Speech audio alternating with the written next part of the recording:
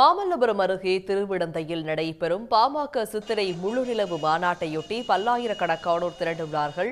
கூடுதல் தகவல்களோடு இணைக்கிறார் செய்தியாளர் ஹரிஹரன். ஹரிஹரன், விவரங்கள். 12 ஆண்டுகளுக்கு பின்பு பாமக சார்பில் சித்திரை முழுநிலவு வன்னியர் இளைஞர் பெருவிழா அடுத்துள்ள திருவிடந்தையில் தொடங்கியிருக்கிறது. இந்த மாநாட்டில் பாமக நிறுவனர் ராமதாஸ், பாமக தலைவர் அன்புமணி உள்ளிட்ட முக்கிய தலைவர்கள் இந்த மாநாட்டில் கலந்து கொண்டிருக்காங்க. தமிழகம் மட்டுமல்லாமல் புதுவை உள்ளிட்ட பல்வேறு பகுதிகளில் இருந்து பாமக தொண்டர்கள் இந்த மாநாட்டிற்கு வருகை தொடங்கியிருக்காங்க.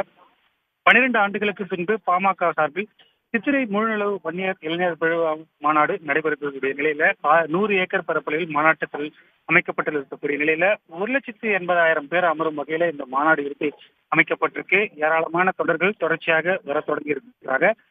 கடந்த காலங்களில் ஏற்பட்டது போல எந்தவித பிரச்சனையும் ஏற்படாமல் இருக்க சட்டம் ஒழுங்கு பிரச்சனையை முழுமையாக பாதுகாப்பதற்காக 6,000 காவல்துறையினர் இந்த மாநாட்டிற்கு பாதுகாப்பு பணியில் ஈடுபடுத்திருக்காங்க.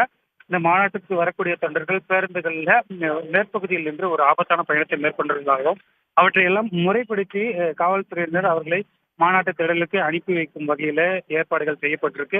அதே நேரத்தில் மாநாடு முடிவுற்றதுமே தொண்டர்கள் பாதுகாப்பாக செல்வதற்கான ஏற்பாடுகளையும் காவல்துறை முழுமையாக செய்யப்பட்டிருக்கு. நிலையில பாமகவின் முக்கிய பேச்சாளர்கள் சற்று நேரத்துக்கு முன்னதாக பேசியிருக்கும் நிலையில தற்பொழுது அந்த மாநாடு நடைபெறும் திடலுக்கு பாமக நிறுவனர் ராமதாஸ் உள்ளிட்ட முக்கிய தலைவர்கள் வந்திருக்கக்கூடிய நிலையில பகல்காம் பயங்கரவாத தாக்குதலில் உயிரிழந்து 26 பேருக்கு மௌன அஞ்சலி செலுத்தப்படுவது நிகழ்வும் இந்த மாநாட்டில் நடைபெறுகின்றது. அதனைத் தொடர்ந்து தமிழ்நாட்டில் சாதிவாரி கணக்கெடுப்பு, வன்னியர்களுக்கான தனி இடஒதுக்கீடு, பெண்களுக்கு பாதுகாப்பு வழங்க வேண்டும், மதுவிலக்கு உள்ளிட்ட பல்வேறு தீர்மானங்கள் இந்த மாநாட்டில் நிறைவேற்றப்படும் என எதிர்பார்க்கலாம். உடனுக்குடன் செய்திகளை தெரிந்து கொள்ள சன் நியூஸ் பெல் ஐகானை கிளிக் பண்ணுங்க.